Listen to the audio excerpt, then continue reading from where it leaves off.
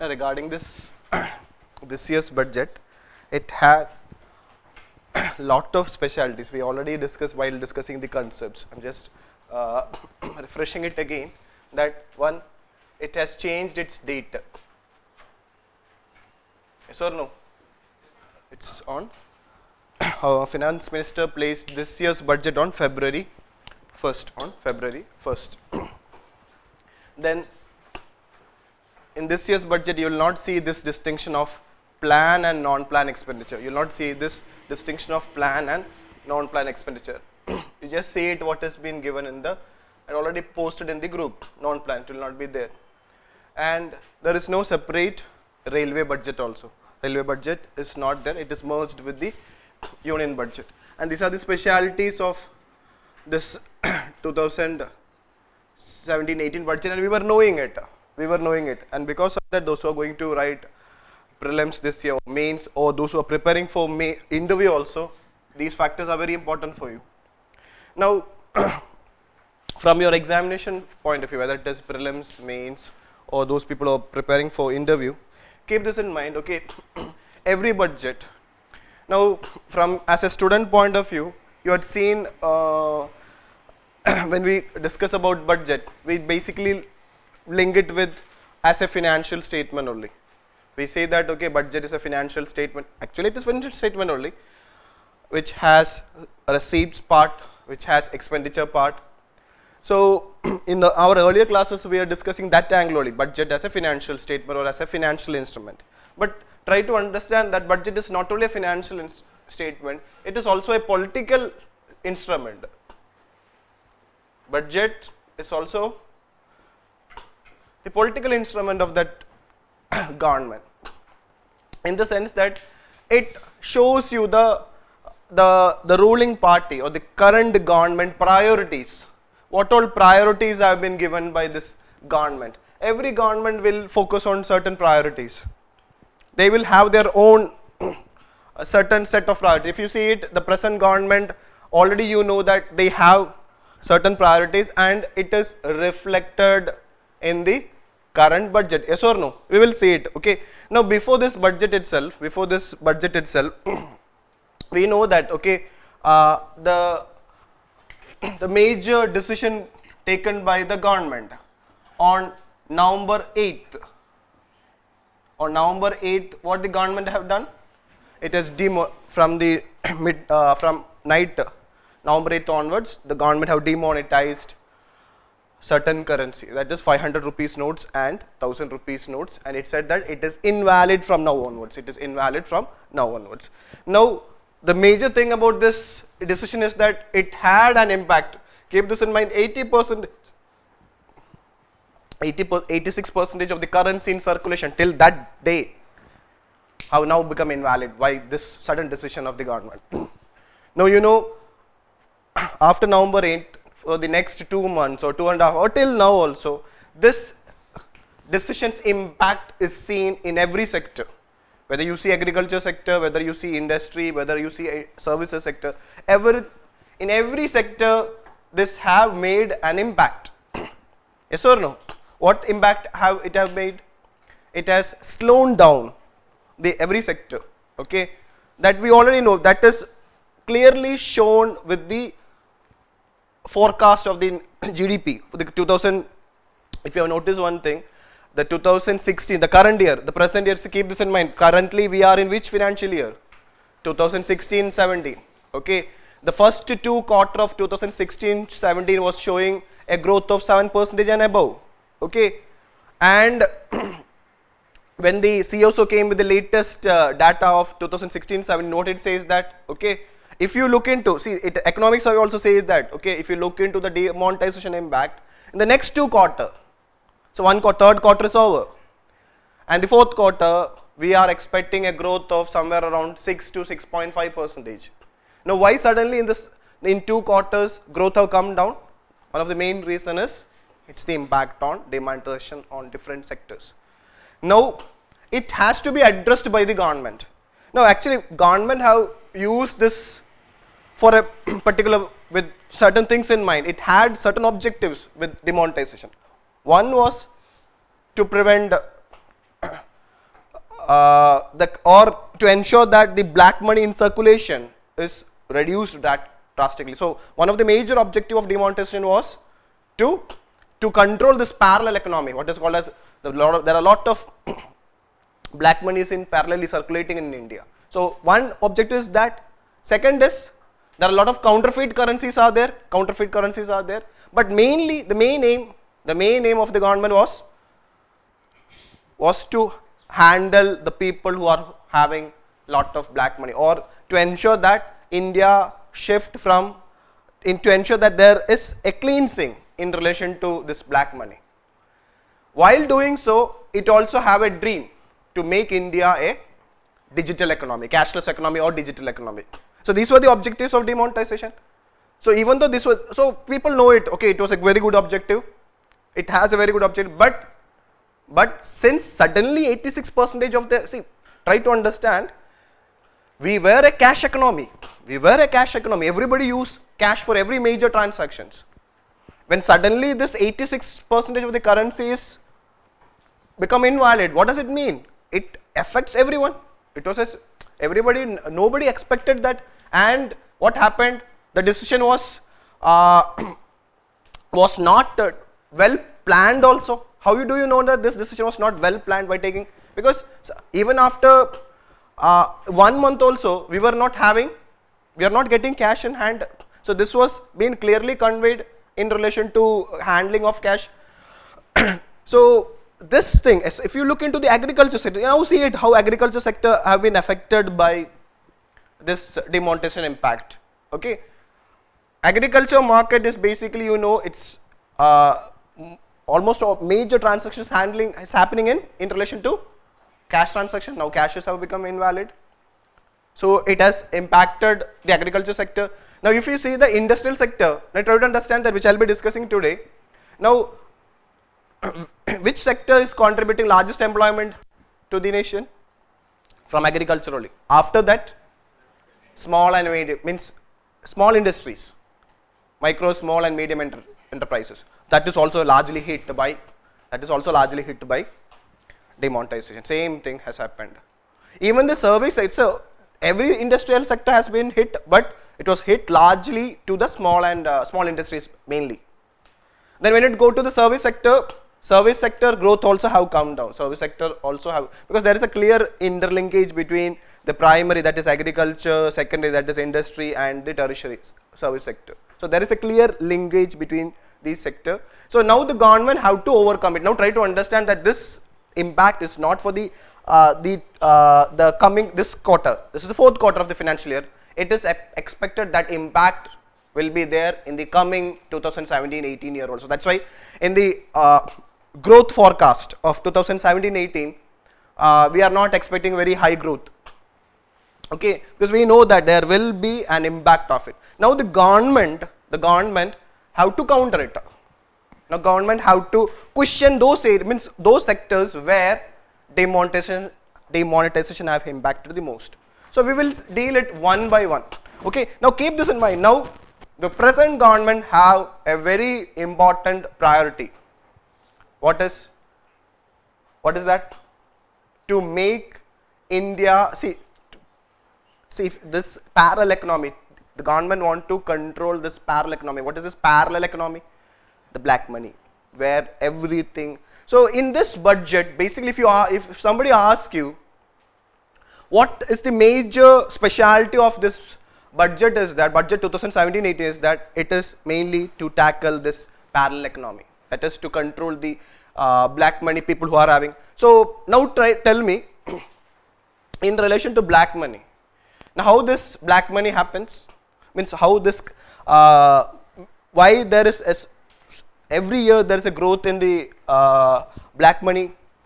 Reason is people there is a tax evasion is there. People evade taxes. So people evade taxes and people avoid the taxes. People avoid also. There are people who are having taxable income, they don't pay tax, that is tax avoidance. Now people use different method to evade taxes. I'm not going to that part. And if you see, there are certain sectors in which this black money is more in circulation. Now, when the government have taken this decision on demonetization, everyone was complaining that, see, if the government is serious about tackling black money, better focus on this political parties, especially the funding of political parties. Yes or no? There was a major criticism for the government. Everybody says that, okay, this move is good. Everybody, see, if you ask me, demonetization move, majority of the people have supported it. But they said that if you want to tackle black money, it should start from the political parties, especially the funding of politics. Then people started suggesting in relation to by bringing state funding. So that's all in the present scenario. It's all are impracticable. Okay, so in order to clean, so this has hit the government mind. Okay, it has to be addressed in the coming budget, and it was clearly addressed in the present budget. It is clearly addressed by the government. In what case? In regarding cleansing political funding. So if somebody asks you what is one of the major highlights of this budget 2017-18 is that it has taken certain steps to address this, or to ensure cleaning political funding. So it is a step only. You can't say that this was completely will address, but it's a great step taken by the government in relation to cleansing political funding. Now we'll see that what decision the government have taken to ensure this, how this political funding can be cleansed by the decision taken by the government in this current budget. One is now if you see in regarding this topic on cleansing political funding, what is happening till now, what is the present situation is that if you take any political parties, so one of the major objective of this budget is cleansing political funding. Presently, if anybody is donating fund to a political party, that to 20,000 in cash, up to 20,000 cash, no need to disclose their identity. If I'm talking about before the budget decision, if a donor is giving fund to a political party up to 20,000 cash, in cash, there is no need to disclose the person's identity. Okay, now what has happened in reality is, almost there is an NGO, very famous NGO. Now this is again very interesting thing you need to keep in mind. Okay, NGOs are there in your syllabus, yes or no? NGOs are there. Now while talking about political parties, cleansing political party, or while talking about to reduce criminalization of politics, or we want to make a very good political culture in India, there comes a very important NGO, what is called as Association of Democratic Reforms. They are a better watchdog than the other recognized regulatory authorities. Now keep this in mind, Association of Democratic Reforms always do research. They have lot of data. ADR have lot of data. If you notice one thing, whenever an assembly election get over, ADR will come with their data. Now UP, a few state election is going on, and India's largest state election is also going on. Now after this election, ADR will come with a report. Out of this 403 MLA, this much percentage of MLA is having this much criminal background. They will tell. Now they will say that grave means this is the criminal background of the MLA. Then they will say that these are the crorepathi's of this assembly. Similarly, so they will give you, they are not doing it for quite long time. Every assembly election, every parliamentary election, they come with the data. So basically, the money power and muscle power still control the election in India. Even if you don't agree, you see the data of the MLA and MP in the 29 states, and you see the Lok Sabha and Rajya Sabha MP, you can clearly see that the money power and muscle power plays a major role in election. Okay, so I'm not against any political party, I'm not against, but it's the reality. It is actually, it is clearly seen with facts. And who shows that fact? This Association of Democratic Reforms. No party is free from it. No single party is free from it regarding this issue. Now what this ADR have done is, so ADR have collected data on this political funding. ADR data says that almost all the political parties, 70% of the donation, almost all political parties, 70% of the donation is coming in this form, cash form. Cash form, that too less than 20,000. Now, so it means that no one knows who fund a political party. There is no transparency in electoral funding in India, because there is a provision is there. So actually I am just linking it with just a year back CIC order, Chief Information Commission order of, by saying that political parties, especially the national political parties, are public authorities and they have to be transparent. They have to be transparent, but there is an argument going on. I am not going to that part. So what I am trying to say is, regarding the electoral funding, as of now, there is a, we don't know from where this source is coming, who is funding the particular political party and all these things. The main reason is regarding this provision. Now this is addressed to an extent. This is addressed to an extent by this year's budget. Now this restriction of 20,000 cash have been reduced to 2,000. In the this is one decision taken by the government. Now, if any political party receives a fund of 2,000 and more, then they have to. So earlier amount was 20,000. Now it is, in this budget it says that it is 2,000. Now again, so actually now what is the opinion of ADR regarding this? See, now look into both the examination. Say, be like this, don't think negative, okay? You are writing prelims and you are going to write mains also. So you need to know both the demands of the examination. Now, from your preliminary point of view, what is important is this fact. That is, from 20,000, budget have changed to 2,000 from the preliminary point of view. Because what they will do, they will change this fact. They'll either will give you the correct fact or they will change the fact. A wrong fact will be given. Now I am telling you, this 20,000,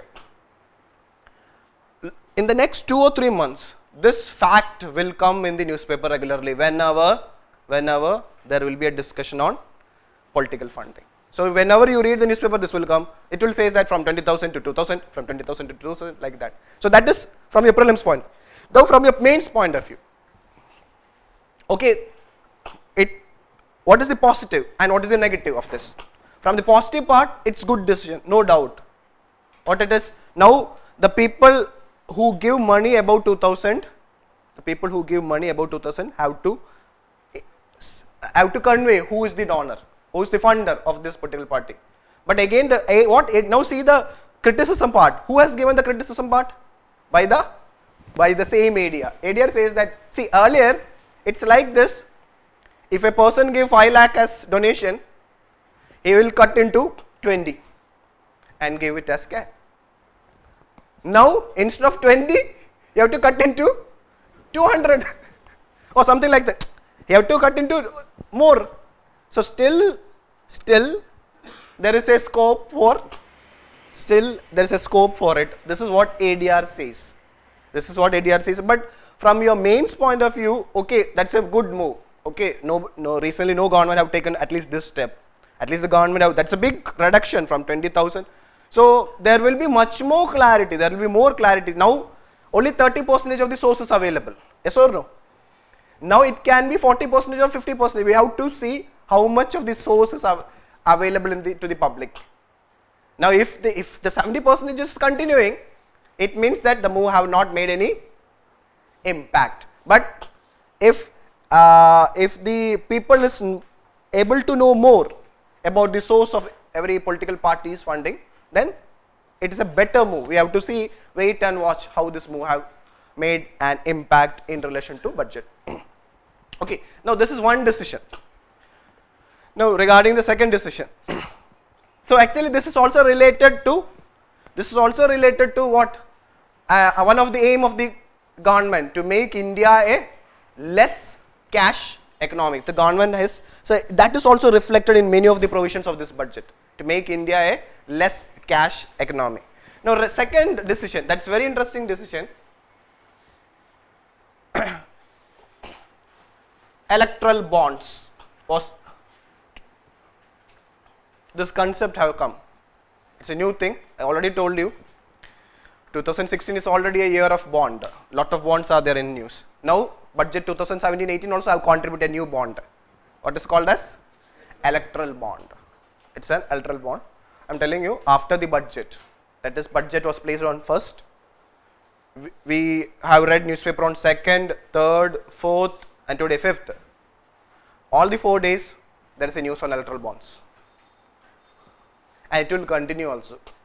Now we will see it why this electoral bond is in news. Now we will see it what this concept is all about.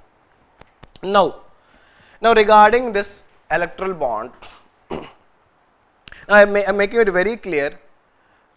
Now if a corporate or a person who want to fund to a political party, he have lot of option. One is, now earlier it can be paid in cash. Now I told you regarding cash transaction, it has been limited to less than 2000. Now see, there is no restriction in relation to giving check. If you want to give 10 crore to a party, you can give check. You want to transfer through RTGS, no problem, you can. So if you are using check or RTGS, no limit. Now what is the specialty of check and RTGS? It become visible. Now it is a record is there. A transaction has happened from this to this political party. It's become a record. But while in cash, no record at all. No record at all. Okay, so that can be done. Now there is one more option. Now since it deals with, there are certain corporates which gives an unimaginable amount to every political party. So which political party will come to power next year, they will get more fund. That's a different thing. I'm not going to that part. Now for them, if a corporate, imagine a corporate want to fund to a political party, he can use this provision. He can use this provision of electoral bond. Now electoral bond is issued by a particular bank. Now keep this in mind. Normally, actually, for this to happen, okay, there has to change. The government have to make changes to the RBI Act. We have to make changes to the RBI Act. That's why this will be in news again. We have to make changes to the RBI Act so that certain authorized banks, not every bank, certain authorized banks can issue a bond when a person or a corporate issue check or fund transfer. They said, okay, we have to give money to a particular political party through electoral bond. Then he can approach the authorized bank. Now authorized bank will give the required amount in electoral bond form. Bank will get that through either check payment or RTGS payment. And this bond, imagine it's a corporate, a company. He can give it to whom? He can give it to, this bond can be given to the political party. Here again a very important term is there, what is called as, it can be given only to registered political party.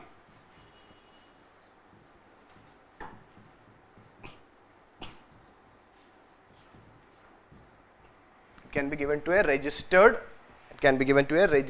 political party. And this bond can be redeemed only to the bank account of the registered political party, not to not to the party president, not to the general secretary. This amount can be,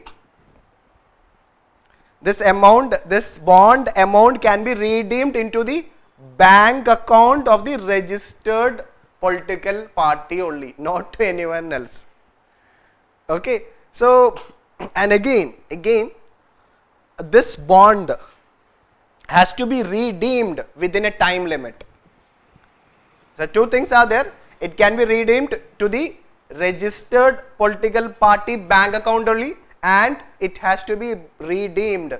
If suppose a company have given 1 crore to a political party, I am not mentioning any political party, one political party. Now, within the time limit, so regarding the rules, the government have not come with the rules within which date, but after reading few newspaper, there is the government, we can get the mood of the government that the time limit is 30 days. It will, in few days, that time limit will be clear. So, if a company of this, imagine this bond is 1 crore. This 1 crore, once if he gives to this political party, the political party have to redeem to its bank account within this set time limit. So, most probably it will be 30 days. So, if it is not so, after that the money can't be. So, actually it is saying that it will help in at least cleansing, in the lower rung political party. If you notice one thing, you know, in a political party itself, there are different tiers of leaders are there, na? Third rung leaders, second rung leaders, top leaders. Now, this move will affect whom the most? Now, if they are coming to you for funding, you want to issue 5 lakh. Now, what you will say? I will give you bond. Now, what this fellow will do with this bond? He have to go. Now, if he is receiving 5 lakh, what actually might have happening? He will report to the general secretary, sir, 2 lakh have been collected, whereas 3 lakh have gone. Now, that will not happen with by bond, because this bond have to be redeemed. Now, the secretary also can't do anything. He will take 50,000 and only deposit 1.5 lakh. Now, that also can't happen. The entire amount will at least reach to the political party bank account. So, I am not going, I am just giving an example only for, don't take into, I know that you people are having different ideology, that is not a different thing, but you should not have it because you are a civil service aspirant, leave it that. Okay, leave that. So, this has to be very clear. So, this is also a very important move from the government side, this introducing this bond. Now, regarding this electoral bond, in few places, again from your prelims point of view, our favorite words only is been repeated, like registered political party only, then through checks and digital payment only. So, don't get confused, it is only that channel only, not. Now, here, so here that is correct. So, be very clear with that. So, always don't go with that, and in making it clear, this will continue. Okay. Now, here another issue regarding electoral. So, electoral bond is also a new concept. It's a very good thing. Now, the problem with electoral bond is that again advantage. Now, advantage for this electoral bond for the corporate who is funding, tax exemption. It is tax exempted. The fund given to political party is tax exempted, and to the political party, it is also tax exempted provided you file your annual return on time. This fund you receive, this fund again, that's a good move. That's a good move. Okay. Say already political party funding is tax exempted only, but here again a condition. You have to file the return like everybody who file annual in IT return. The political party have to file the annual return. In that return, it has to mention that okay, this person have given this money, so no need to pay tax for it. It's tax exempted. But the problem here again in this is that the identity of the donor will not be disclosed. Who has issued electoral bond to which political party, that is there. Now here ADR again came with a criticism. ADR is saying that it should be made transparent, let people knows it. Okay, but if you see the positive things, it is there. But this is one, again, see, now when ADR criticize, you can use that criticism. Why? ADR is not a political party.